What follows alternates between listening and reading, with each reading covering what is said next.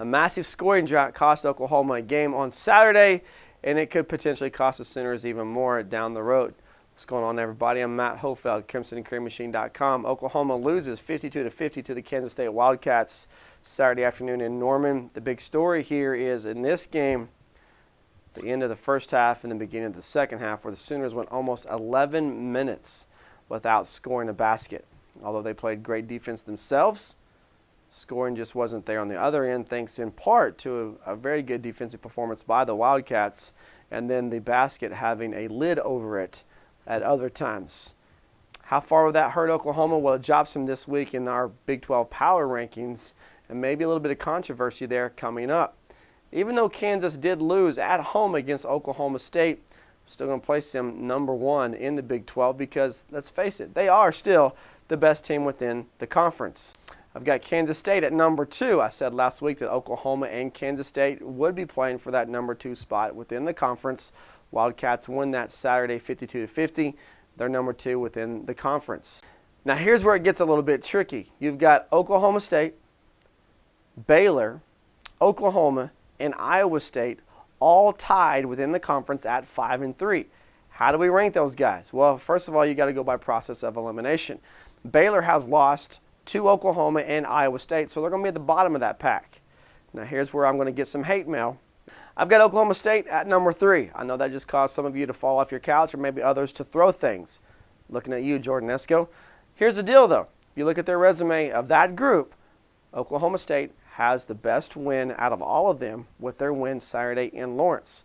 So that puts the Cowboys number 3 within the Big 12 Conference. And then I've got a little bit of a cop-out coming on here. Iowa State, Oklahoma, tied for number 4. That'll be settled tonight, Monday night, in Ames, Iowa, when the Sooners host the Cyclones for Big Monday. Whoever walks out of that game victorious will be number 4, and the loser gets the 5th spot, maybe even tied with Baylor. Got Baylor down there below that group. Now, if you're keeping track, that's 6 teams at the top of the conference. At this point, I don't feel there's any way the Big 12 gets 6 teams into the NCAA tournament. That means someone's going to have to get weeded out. Let's flash back to Oklahoma's game on Saturday. Protecting the home court is crucial. Fortunately, the Sooners have been in a position where they've been able to pick up 2 road wins already, winning in Morgantown against West Virginia, winning in Waco last week against the Bears. So you lose that home game, a game you don't want to lose, but still it's not the end of the world. If Oklahoma can pick up a win against Iowa State, it puts them right back on track. For the rest of the season, those 4 teams are going to be jockeying for position because one of them, I believe, will be eliminated from the NCAA tournament competition. Now let's get to the bottom half of the Big 12 Conference. I still say that West Virginia is the best of the worst in that group, followed by Texas. Coincidentally, those 2 teams will square off this week. And then Texas Tech, followed by TCU, bringing up the rear. I would not want to be TCU just because they have to travel to Lawrence Wednesday night to play Kansas, who's going to be reeling after their loss to Oklahoma State. Can you say statement game? Now, let's talk real quick about Oklahoma's Monday night opponent, Iowa State Cyclones. Let me throw some scary numbers out for you real fast in regards to the Cyclones. Number 12, that's where Iowa State ranks nationally in scoring offense. The Cyclones scored at a pace of 78.5 points per game this season.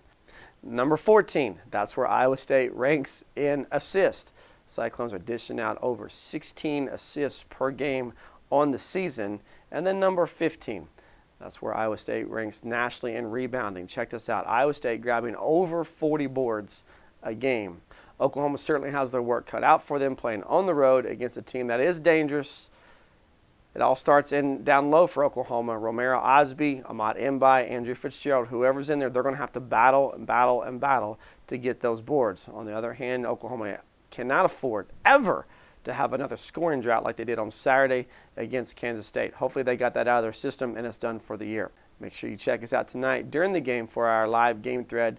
Share your thoughts with us throughout the game, as well as checking in earlier in the day to find our game previews. And feel free to post your own thoughts at CrimsonandCreamMachine.com. You can create your own post via our fan post section, and who knows, maybe you'll be on the front page someday soon. SB Nation's CrimsonandCreamMachine.com. I'm Matt Hofeld.